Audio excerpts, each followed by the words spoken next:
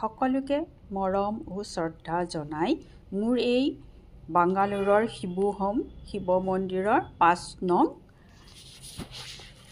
ভিডিঅ'টো আৰম্ভ কৰোঁ।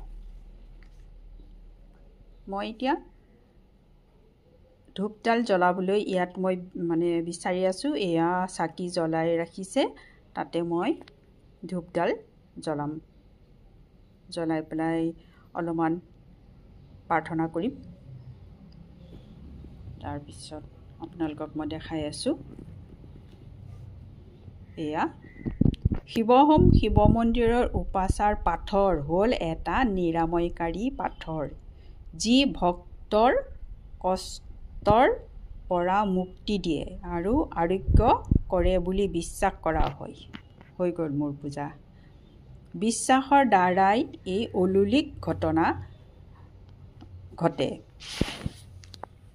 শিৱৰ মূৰ্তিৰ এয়া আকৌ মোৰ এতিয়া আহুতি আছে নহয়। আহুতি মই আকৌ দিবলৈ সুধিছোঁ কোনফালে যাব লাগে। এইফালে গৈ আছোঁ, এইফালে কৈছে। তাৰপিছত আকৌ এই এখেতক সুধিলোঁ, এখেতে কৈ আছে ইয়া পূজাৰীজন বহি আছে। পূজাৰীয়ে মোক ক'ব এতিয়া। এয়া দেখিছে, এয়া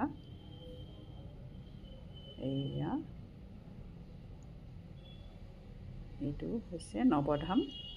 ইয়াত নৱ ঘূৰিব লাগিব।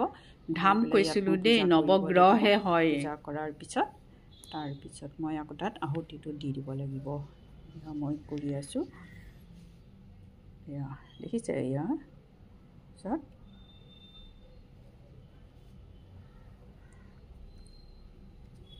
শিৱৰ মূৰ্তিৰ চুলিৰ পৰা গংগা নদী প্ৰবাহিত হৈছে বুলি চিত্ৰিত কৰা হৈছে। শিৱপুৰাণৰ উল্লেখিত মূৰ্তিটো ডম্বৰু আৰু ত্ৰিশূল সহ ধ্যানত ভংগীত দেখা গৈছে। এয়া মই পূজা কৰিলোঁ, জ্বলালোঁ।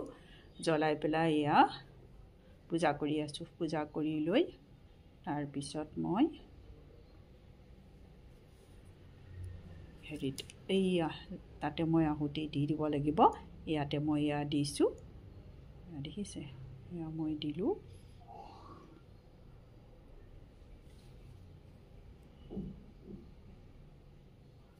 এই শিৱহোম মন্দিৰৰ প্ৰৱেশ পথতে এটা বিশাল 25 ফুট শিৱলিংগ দ্বাৰ আছে, যি ভগৱান শিৱৰ পবিত্ৰ ৰূপৰ প্ৰতীক। ভক্তৰ কাৰণে উন্মুক্ত কৰি দিয়া হৈছে।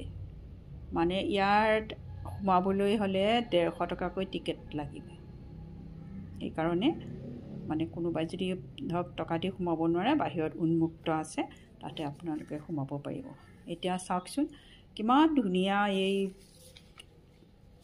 এই মন্দিৰটো।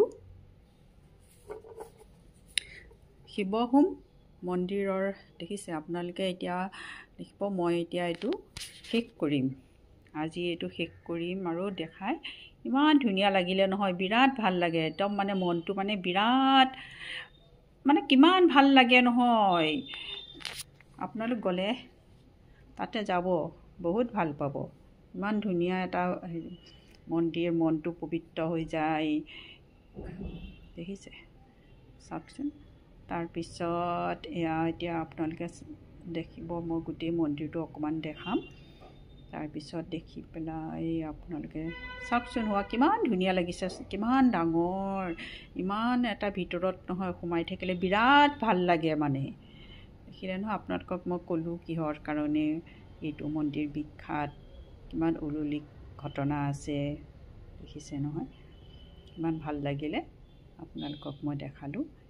এয়া চাওকচোন, আৰু এটা মই ইয়াৰ পিছত এটা লৈ আহি আছোঁ, আৰু এটা শিৱ মন্দিৰ, সেইটো মই লৈ আহি আছোঁ। আপোনালোকক এতিয়া মই সকলোকে বাই বাই দিছোঁ। এয়া দেখালোঁ আপোনালোকক, এয়া বাংগালোৰৰ শিৱহোম শিৱ মন্দিৰ। সকলোকে বাই বাই, ধন্যবাদ, মৰম শ্ৰদ্ধাৰে সকলোকে ধন্যবাদ।